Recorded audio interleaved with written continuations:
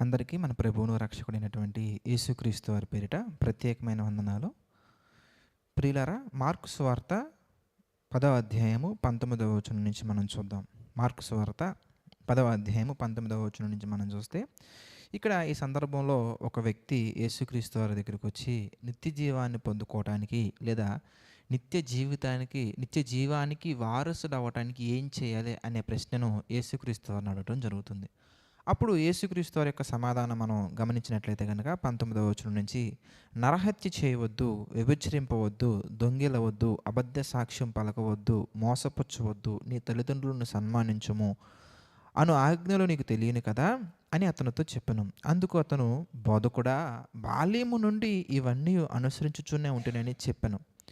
అయితే మీరు ఇక్కడ గమనించినట్లయితే 21వ వచనంలో ప్రియులారా, యేసు అతనిని చూచి అతనిని ప్రేమించి,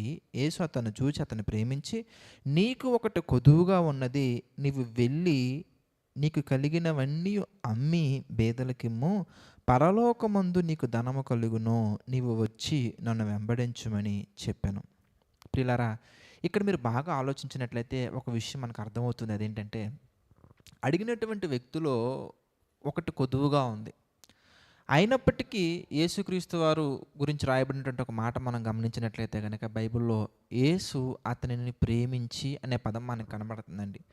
అంటే మనలో లోపాలు ఉన్నప్పటికీ దేవుడు మనల్ని ఏం చేస్తున్నారయ్య అంటే, గెంటి వేయకుండా, త్రోసివేయకుండా, బయటికి నెట్టివేయకుండా ఆయన చేస్తున్నటువంటి ఒక అద్భుతమైనటువంటి ప్రేమరూపకమైనటువంటి క్రియ మనం చూసినట్లయితే ప్రియులారా, ఆయన మనల్ని ప్రేమించి మన జీవితంలో కూడా మనం ఎన్నో అనుసరించి ఉండొచ్చు.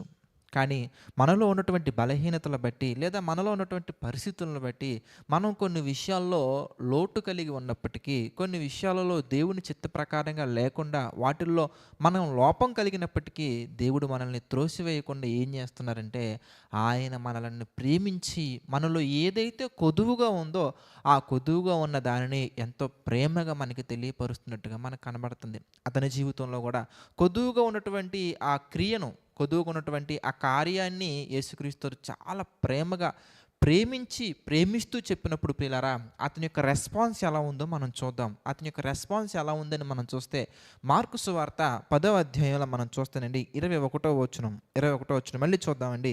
యేసు అతన్ని ప్రేమించి నీకు ఒకటి కొదువుగా ఉన్నది, నీవు వెళ్ళి నీకు కలిగినవన్నీ అమ్మి బేదలకిమ్ము, పరలోకమందు నీకు ధనము కలుగును, నీవు వచ్చి నన్ను వెంబడించుమని చెప్పెను. అయితే ప్రియులారా, చెప్పినటువంటి కొదువుగా ఉన్నటువంటి ఆ పరిస్థితులను, కొదువుగా ఉన్నటువంటి ఆ లోపాన్ని చక్కగా యేసుక్రీస్తు చెప్పినప్పుడు 22వ వచనం మనం చూస్తానండి.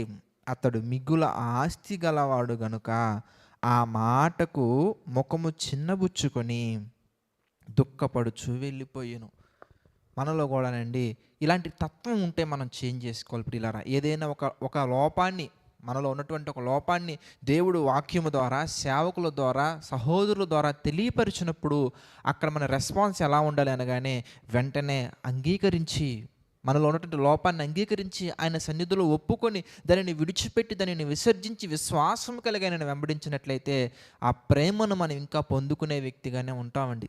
కొదువుగా ఉన్నటువంటి వాటిని దేవుడు మనకు తెలియచేసినప్పుడు వాటిని మనం అంగీకరించి, మనం కొదువుగా ఉన్నటువంటి ఆ పాపాలను మనం విసర్జించి ఆయన సన్నిధిలో కనుక మనం ప్రార్థించినట్లయితే కనుక, క్షమాపణ కోరుకున్నట్లయితే కనుక, మనం పశ్చాత్తాపడి మారు మనసు పొందడిగితే తప్పకుండా ఆయన మనకు రుచి రాయినటువంటి మాట, అతిక్రమంలో దాచిపెట్టేవాడు వర్ధిల్లడు, వాటిని ఒప్పుకొని విడిచిపెట్టినటువంటి వాడు కనికరం పొందును. దేవుని యొక్క ప్రేమను మనం పొందుకోవాలన్నా, దేవుని యొక్క కనికరాన్ని మనం పొందుకోవాలన్నా మనలో ఉన్న లోపాలను మనం విసర్జించగలగాలండి. అలా విసర్జించకుండా లోకాన్ని మనం చూస్తూ దేవుణ్ణి విడిచి మనం వెళ్ళిపోయినట్లయితే కనుక మనం దేవుని యొక్క మెండైన దీవెనలు కోల్పోతాము, ఆయన ప్రేమను కోల్పోతాము, ఆయన కనికరాన్ని కోల్పోతాము, ఆయన యొక్క ప్రసన్నతను మనం కోల్పోతాము, ఆయన యొక్క ప్రెజెన్స్ని మన జీవితంలో మనం కోల్పోతాము. కనుక కొదువుగా ఉన్న దేవుడు మనతో మాట్లాడినప్పుడు కొదువుగా ఉన్నటువంటి లోపాలను మనలో ఏవైతే మార్చుకోవాలో ఆ విషయాలు దేవుడు మనకు వాక్యము ద్వారా, సేవకుల ద్వారా, సహోదరుల ద్వారా, డైలీ బైబిల్ రీడింగ్ ద్వారా, డైలీ డివోషన్స్ ద్వారా, బైబిల్ స్టడీ ద్వారా, ఈవినింగ్ ప్రేయర్స్ ద్వారా ఎన్నో రకాలుగా దేవుడు మనతో మాట్లాడుతున్నప్పుడు మనం చేయవలసినటువంటి పని ఏంటి ఇంతకీ అనగానే వాటిని ఒప్పుకొని విడిచిపెట్టాలి. చేయకూడని పని ఏంటంటే లోకాన్ని అనుసరించి వెళ్ళకూడదు. లోకాన్ని అనుసరించకూడదండి. మనలో ఉన్నటువంటి ఆ లోపాలు మనకు తెలియజేసినప్పుడు మొఖం చున్నబుచ్చుకొని దుఃఖపడి, దేనికి దుఃఖం? దేనికి ముఖం చిన్నబుచ్చుకోవాల్సిన అవసరం ఏంటి? ముఖం మార్చుకోవాల్సిన అవసరం ఏంటి? అలాంటిది ఏదీ లేదండి. ఇదిగో అలాంటిది ఏది ఉండకూడదండి. మనం ఎలా ఉండాలంటే వెంటనే ప్రభువా thank you lord, thank you lord. ఎందుకంటే నాలో ఉన్నటువంటి ఈ లోపాన్ని మనుషుల వలె నువ్వు దాచకుండా, మనుషుల వలె మనసులో పెట్టుకొని నా పట్ల మీ యొక్క ప్రేమను కనపరచకుండా మీరేం చేశారంటే ప్రేమిస్తూ, మనలో ఏదైనా ఒక లోపం ఉందనుకోండి, మన బంధువులైనా స్నేహితులైనా సొంత వారైనా దాన్ని మనసులో ఉంచుకొని పైకి చాలా నవ్వుతూ మాట్లాడతారండి. లోపల మాత్రం ఎంతో క్రూరమైనటువంటి పగ, ప్రతీకారం, ఈర్ష్య, మత్సరం ఇవన్నీ పెట్టుకొని మాట్లాడతారండి. కానీ మన దేవుడు అలాంటి వ్యక్తి కాదండి. మన పరలోకపు తండ్రి అలాంటి వ్యక్తి కాదండి. ఎంతో చక్కగా ఆయన ఆ పాపాన్ని కప్పుతూ చక్కగా మనం ఒప్పుకునే విధంగా మనం నొచ్చుకోకుండా, నొచ్చుకోవాల్సిన సందర్భాలు నొచ్చుకునేలా మనల్ని చేస్తూ, దాని యొక్క తీవ్రతను మనకు అర్థమయ్యేలా చేస్తూ ఎన్నో ఆధారాలతో కూడినటువంటి సందర్భాలు బైబిల్లో రాయించారు. ఆ రాయించిన సందర్భాలను పరిశుద్ధాత్మ యొక్క సహాయంతో మనం గుర్తించగలిగే విధంగా ఎన్నో మార్గాలను మన ముందుంచారు. మనల్ని ఎంత ప్రేమిస్తున్నారయ్యా అంటే విడువక ఎడబాయక ముదిమి వచ్చే వరకు ఎత్తుకొని ముద్దాడుతూ మనల్ని ప్రేమిస్తూ మనలో మంచి మనసు కలగాలని కోరుకుంటున్నారు కనుక ఆ యొక్క ప్రేమకు తగినట్టుగా, ఆ ప్రేమపూర్వకమైన పిలుపుకు తగినట్టుగా మనం బ్రతకాలని మనస్ఫూర్తిగా కోరుకుంటున్న నా ఈ మాటలు ముగిస్తున్నానండి. ప్రార్థన చేసుకుందాం. ప్రతి ఒక్కరు తలలో ఉంచి ప్రార్థనలో ఏకీభవించండి. ప్రార్థన. దయగల తండ్రి, ప్రేమగల దేవ తండ్రి, ఎన్నో ఆత్మ సంబంధమైన విషయాలను తండ్రి ఈ డైలీ డివోషన్స్ ద్వారా మాతో మాట్లాడుతూ మమ్మల్ని తండ్రి బలపరుస్తూ ముందుకు తీసుకెళ్తున్నందుకు కృతజ్ఞతాస్తుతులు చెల్లించుకున్నాం తండ్రి. మీ చిత్త ప్రకారంగా నడిపించండి, మీ చిత్త ప్రకారంగా దీవించండి తండ్రి. ప్రభువా మరి డైలీ డివోషన్స్ తండ్రి ఎంతమంది అయితే చూస్తున్నారో, చూస్తున్న ప్రతి బిడ్డను తండ్రి మీరు ప్రేమించండి, ప్రతి బిడ్డను తండ్రి మీరు ఆశీర్వదించండి. ప్రభా ఆత్మ సంబంధమైన మేలులతో నింపండి తండ్రి. ఈ విషయాలు విని విడిచిపెట్టక తండ్రి వారి జీవితాలు అనుసరిస్తూ అనేక మంది జీవితాలలో మీ యొక్క ప్రేమను, మీ యొక్క వెలుగును, మీ యొక్క రక్షణ ఆనందాన్ని తండ్రి నింపాలనే ఆశ కలిగి ఎంతమంది అయితే ప్రభా ఈ వీడియోస్ని స్టేటస్ పెట్టడం ద్వారా తండ్రి, షేర్ చేయడం ద్వారా తండ్రి, ఎంతోమందికి పరిచయం చేయడం ద్వారా తండ్రి ఈ యొక్క సువార్త ప్రకటనలో తండ్రి ఎంతమంది అయితే సహకారులుగా నిలబడుతున్నారో, సహకారులుగా నిలబడే ప్రతి ఒక్కరిని తండ్రి పేరు పేరున జ్ఞాపకం చేసుకోండి, పేరు పేరున మీరు దీవించండి, ఆశీర్వదించండి తండ్రి.